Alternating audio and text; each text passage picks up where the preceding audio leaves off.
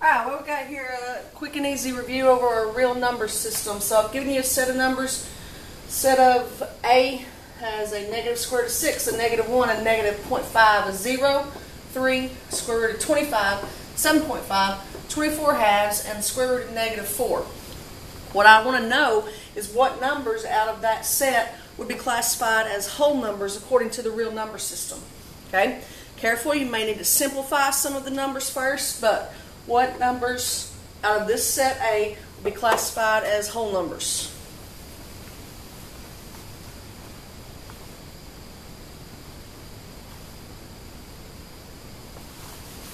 Alright, how'd you do on this? First off, negative square root of 6. Since the negative is out in front of the square root, it is a real number, so it is a possibility, but I have to see if I can simplify the square root of 6 any.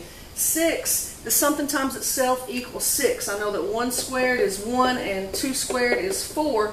3 squared is 9. So I missed 6 on there, so 6 is not a perfect square, so we can mark that out. 1 is a whole number, but what about negative? Can a negative number be a whole number? Check your chart we got on day 1. No, negative number is not considered a whole number. So now we can mark the next 2 out based on that. 0. Where does 0 fall on that chart? I know we had natural numbers on the center, then we went to whole numbers. 0 happened in the whole numbers. Woohoo! There's our first one. What about 3? Would 3 be considered a whole number? Yes, sir. Square root of 25. Before I can check that, I need to simplify it up a little bit. Square root of 25 is the same as 5. Winner, winner, chicken dinner, whole number. 7.5? Nope. Why? It's a partial. It's a decimal. 24 halves.